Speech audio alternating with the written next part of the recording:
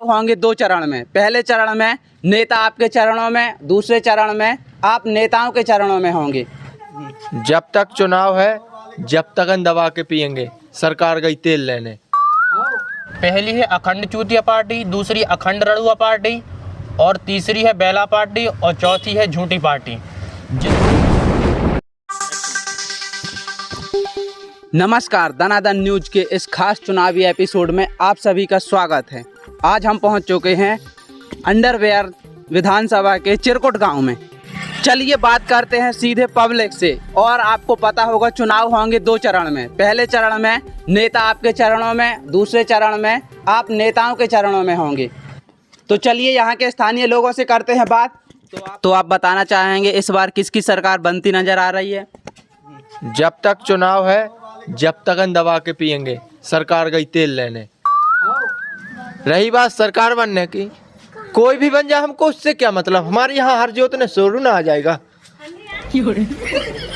फिर भी तो किसी का सपोर्ट कर रहे होंगे। हम समर्थन करते हैं रड़ुआ पार्टी का। काय कैसे हम रड़ुआ और हमारे नेता भी रड़ुआ। तो आपने देखा कि यहाँ का चुनावी माहौल बहुत ज्यादा ही गर्म है। चलिए और आगे चल के बात करते हैं। तो जैसा कि आपने देखा विधानसभा चुनाव चल रहे हैं और चिरकुट गांव में बहुत ज़्यादा गर्मा गर्म माहौल है। किसी भी पार्टी का भी कोई भी रुझान नहीं आ रहा कि कौन जीतेगा। तो हमें एक और सज्जन मिल गए हैं, उनसे बात करते हैं। चलिए, तो आप इसी गांव के निवासी हैं? हाँ। यहाँ का चुनावी माहौल कैसा चल रहा है, क्या आप बताना चाहेंगे?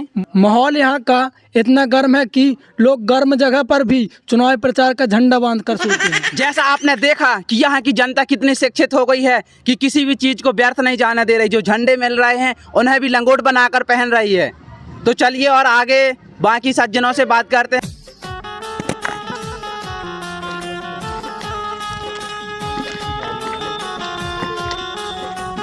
कि आपको पता होगा कि हम आ चुके हैं चिरकुट गांव में।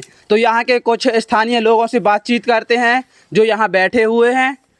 तो भाई साहब आप बताइए यहाँ का चुनावी माहौल कैसा है? हाँ और यहाँ कितनी पार्टियां चुनावी मैदान में हैं? भाई साहब, यहाँ चुनाव मैदान में 4 पार्टियां हैं।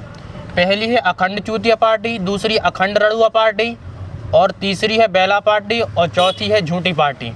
जिसमें 4 पार्टियों के बीच 2 पार्टियों का खतरनाक टक्कर है। वैसे आप काफी पढ़े लिखे भी लग रहे हैं, क्या हाँ। करते हैं? मेरा एक छोटा सा बिजनेस है। बिजनेस कौन सा? अरे यही बस दल बदल वाला बिजनेस हम तीनों लोग हैंडल करते हैं। अच्छा, ये पार्टनर हैं आपके? हाँ, पार्टनर है। तो ये कैसे चलता है यार दल बदल बिजनेस? मैं तो पहली बार सुन रहा। मतलब जैसे अभी चुनाव माहौल चल रहे हैं तो हाँ। जैसे ही अभी 4 पार्टियां मैदान में हैं अच्छा। तो अपन रैलियों में जाते हैं। हाँ। तो कभी उस पार्टी का तो कभी इस पार्टी का। तो मतलब हम दिन में 5-6 पार्टी अटेंड कर लेते हैं। अच्छा, मतलब कि कभी अखंड चूतिया पार्टी में चले गए, कभी झूठी पार्टी में, मतलब ऐसे बदल बदल के चले जाते हैं आप। हाँ हाँ। हाँ, तो ऐसा रैलियों में जाने से कमाई कैसे होती है? देखिए, इस रैली में जाने से मेरे 2 सोर्स हैं। हाँ। मतलब जैसे एक रैली की मैं 500 रुपया लेती हूँ, दिन में 5-6 रैली अटेंड किया तो मेरी 3000 तो वैसे ही हो गई। अच्छा। और दूसरी जो पार्टी में मुझे झंडा, टोपी, फट्टा और भी सारी चीज़ें मिलती हैं, उन सबको हम लोग एकत्र करते हैं। वही जो मेरे पार्टनर है ना, यही बेचते हैं, उनसे तक या काफ़ी चीज़ें बनाते हैं।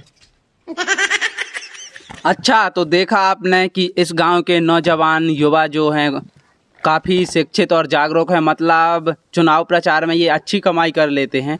पर ऐसा लग रहा है कि ये जो सज्जन हैं ये बहुत बड़े बिजनेस घराने से ताल्लुक़ रखते हैं। इनके रगों में बिल्कुल बिजनेस घूम रहा है। देख रहा ना आपने कैसे ये चुनावी माहौल को भी बिजनेस के रूप में देख रहे हैं।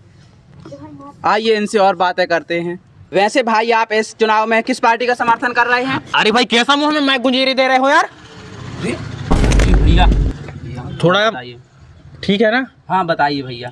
देखिए, वैसे मैं किसी भी पार्टी का समर्थन नहीं करता हूँ। जो जीत गई अपन उसी के साथ रहते हैं।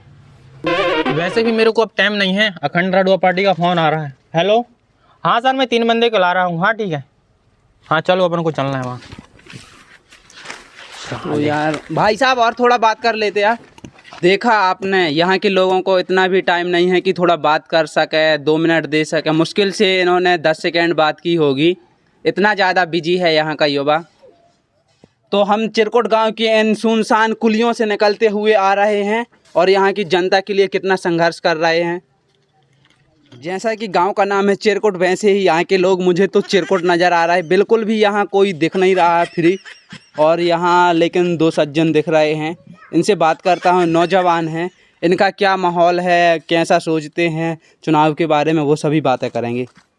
नमस्कार, आपका स्वागत है हमारे इस दनादन न्यूज़ के चुनावी एपिसोड में। हम आपसे कुछ चुनाव से संबंधित बातें करेंगे।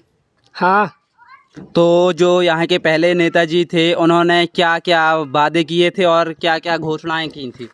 अरे वादे तो ठीक है, जो करके नहीं थे घोषणा, उनकी माँ का लगता है ये क्या कर रहे हैं अपन, तो टीवी में दिखाएंगे। अरे नेताजी वादे नहीं करके तो गुस्सा आ रही यार। अरे आराम से भैया। तो देखा आपने यहाँ की जनता कितनी ज़्यादा क्रोध में है। क्या आप बताएंगे नेताजी ने क्या क्या वादे कर गए थे? आप बताइए, आप थोड़ा अच्छे से लग रहे हैं। नेताजी बोल गए थे कि हम रड़ुआ पेंशन शुरू करेंगे, पर उसका भूमि पूजन तक नहीं हुआ। दूसरी योजना 60 साल के बाद शमशान योजना। ये कैसी योजना है? इस योजना में 60 साल के बाद बुड्ढों को शमशान घाट भेजना था। राहुल भैया यहाँ आओ, टीवी वाले आए हैं। अच्छा, आ रहा हूँ, बताइए।